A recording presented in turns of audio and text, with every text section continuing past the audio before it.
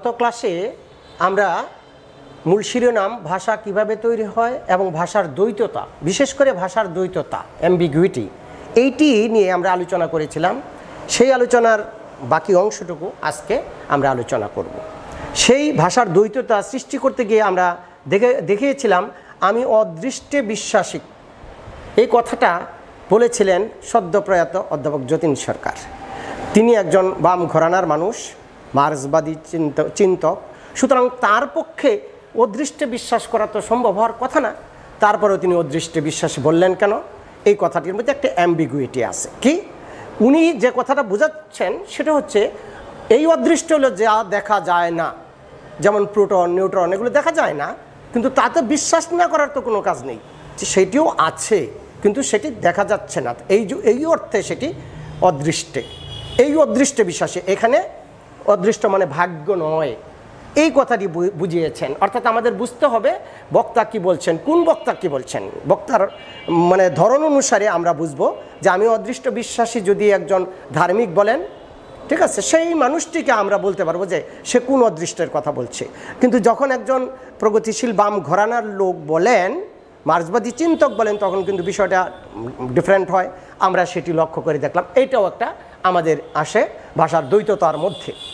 এরকম করে আরও বলা যায়, বাক্যের মধ্যে দেখা যাচ্ছে পৃথিবীটা কার বশ। একটু টাটাকে সরিয়ে নিলে ডান দিকে হয়ে যায় পৃথিবীটা কার বশ। তাহলে এখানে কি হলো? কিছুক্ষণ আগে যেটা ছিল পৃথিবীটা কার বশ, কার বশ, এর উত্তর হলো পৃথিবীটা কার বশ। চমৎকার। এটার মধ্যে দ্বৈততাই খালি নয়, এটা আবার ওই আগের থেকে বাক্য থেকে এই বাক্যের কিন্তু ধরন একটু পাল্টিয়েছে। কীভাবে পাল্টিয়েছে? আগের বাক্য শুধু একটা শব্দ দিয়ে দেখিয়েছিলাম, আর এই বাক্যের মধ্যে কিন্তু পুরো বাক্যের অর্থ এক অর্থ থেকে সঠিক জবাব দিচ্ছে, কিন্তু কথাটা এক লেভেলেই আছে। মানে বর্ণকে খালি একটু সরালে মানে সাথে সাথে এটির আমরা একটা যোগফল পাই, পৃথিবীটা কার বশ, পৃথিবীটা কার বশ। ঠিক একইভাবে ঢাকার ঘাস সাদা কেন? ছোটোবেলায় আমাদের এরকম ধাঁধার মধ্যে পড়তাম, সীমাশার মধ্যে পড়েছি, ঢাকার ঘাস সাদা কেন। তখন আমরা অনেকেই ভেবা জায়গা খেয়ে যেতাম, আরে এটা আবার কি হলো, ঢাকার ঘাস সাদা কেন? মানে আসলে ঘাস যদি ঢাকা থাকে সেটা তো ওই সাদা হতেই পারে, সেটা তো সেই ঘোড়া শব্দের মতো হয়ে গেল ব্যাপারটা। আবার ঢাকার ঘাস বলতে আমরা মনে করতে পারি এইটা যে ঢাকায় যে ঘাস হয় সেই ঘাস বোধহয় সাদা।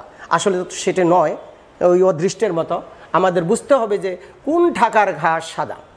একইভাবে আমরা বলতেছি টাঙ্গাইলে মানুষ মরে কেন। এখন টাঙ্গাইলে বলতে আমরা কি বুঝি? যখন আমরা ঝুলন্ত মানুষ বলি টাঙ্গানো হয়েছে, তাহলে মানুষ মারা যাবেই। কিন্তু যদি আমি এই টাঙ্গাইলকে আমাদের বৃহত্তর ময়মনসিংহের একটি জেলাকে বলি, এখন যেটি জেলা, একসময় সেটি সাব ডিভিশন বা মহকুমা ছিল, সেটিকে আমরা টাঙ্গাইল বলেই জানি। হ্যাঁ, এই টাঙ্গাইল নিয়ে একটা মজার ব্যাপার আছে, এটাকে বলে মন্ডুমাল শব্দ। সেই শব্দটাও এই ফাঁকে বলে ফেলি। আমাদের বৃহত্তর ময়মনসিংহ ছিল আগে অনেক বড়, এবং সেখানে এখন যে 6টি জেলা, সেই 6টি জেলার সমন্বয়ে সেটি গঠিত ছিল। এখন সেটি 6টি ভাগে বিভক্ত হয়ে গেছে।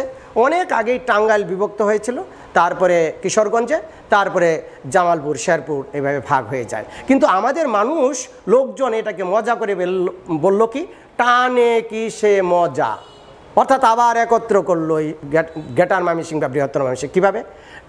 এটাকে মন্ডুমাল শব্দ বলে আমাদের ভাষা বিজ্ঞানে। মানে মন্ডু দিয়ে তৈরি। টাঙ্গাইলের টা, নেত্রকোনার নে, কিশোরগঞ্জের কি, শেরপুরের সে, আর ময়মনসিংহের ম, জামালপুরের যা।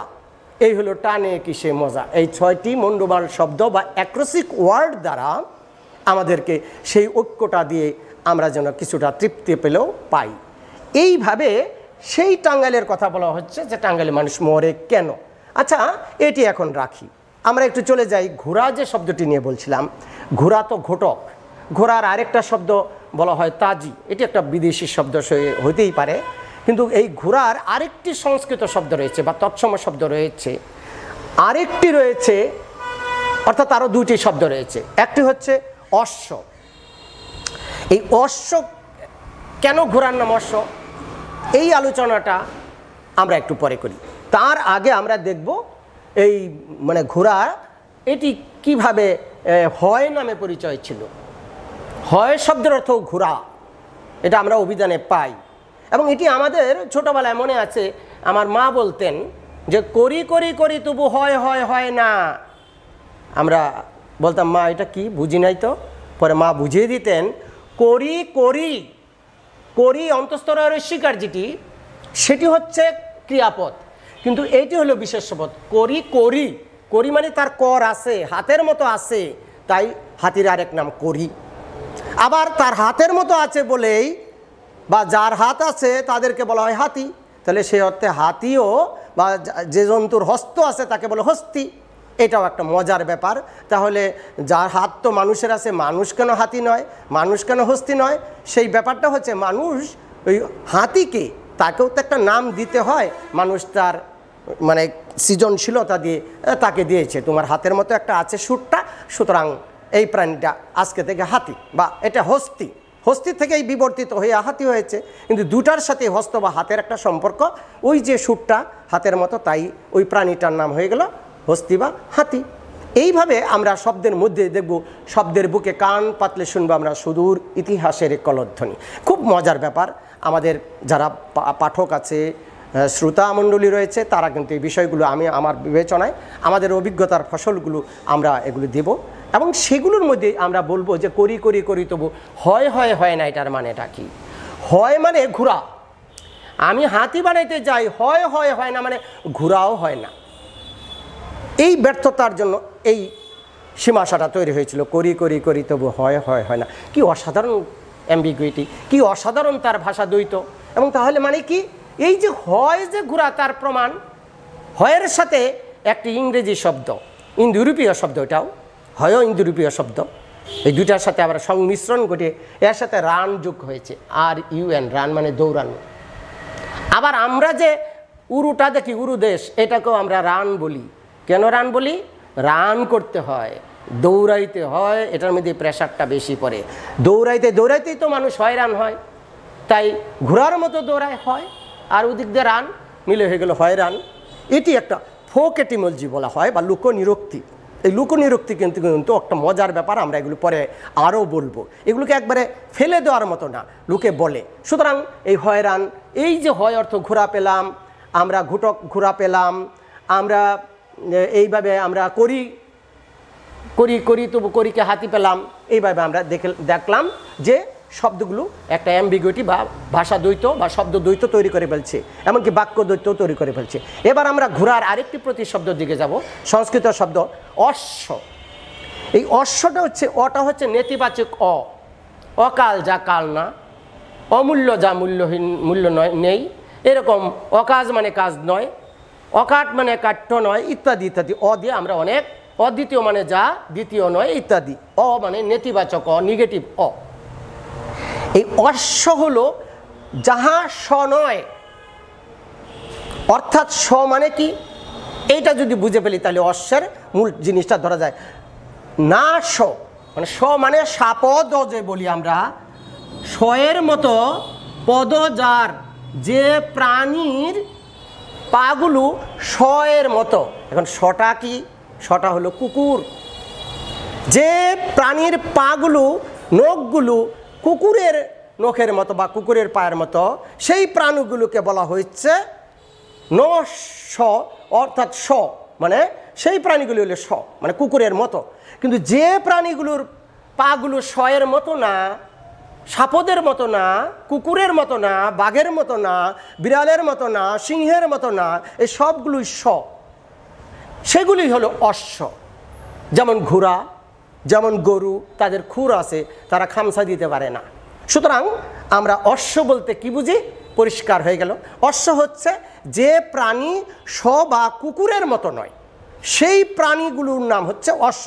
তাহলে শুধু ঘোড়াকে অশ্ব বলা যাচ্ছে না কিন্তু। এই কথাটা এরকম আমরা অনেক ফোক এটিমোলজি নিয়ে আমরা কিন্তু হাজির হব। এরকম মৃগ মানে পশু, সে মৃগ কী করে হরিণ হয়ে গেল, এইগুলো, এই সব শব্দগুলো আমাদের আসবে। তার আগে আমরা আবারও বলছি, তাহলে কি, এই যে শ্বশুর শব্দটি বলা হয়, তার মধ্যেও কিন্তু বফলা রয়েছে। একটু মজার ব্যাপার হলো এটা, শ্বশুর। তাহলে এই শটা এখানে কুকুর এসে লাগলো কি করে? এই সুরই বা কইতে কইল, আদি সুরের সুর বলা হয়। তাহলে আদি সুরের সুর মানে কি? তাহলে এক মানে ব্রাহ্মণ্য শ্রেণীর যিনি যারা প্রবক্তা তাদেরকে সুর বলা হতো এক সময়। আর সৎ তাহলে কুকুর, তাহলে এই কুকুর আর এই সুরে মিলল কেমনে? শ্বশুর ওই কুকুরের মতো আচরণ করতো যৌতুকের জন্য, সে আইসা এখানে লেগে যে হয়ে গেল শ্বশুর।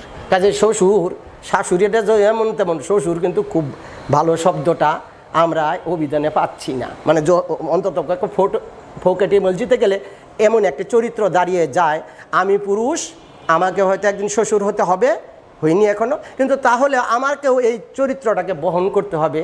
অভিধান আমাদেরকে এই কাজের মধ্যে ফেলে দিয়েছে, এই জায়গার মধ্যে নিয়ে উপস্থাপন করেছে। এরকম অসংখ্য অসংখ্য শব্দ, লক্ষ লক্ষ শব্দ, সবগুলো আমরা ব্যবহার করি না, কিন্তু যেগুলি ব্যবহার করি সেগুলোর মধ্যে আমরা এই দ্বৈত রূপটি দেখতে পাই।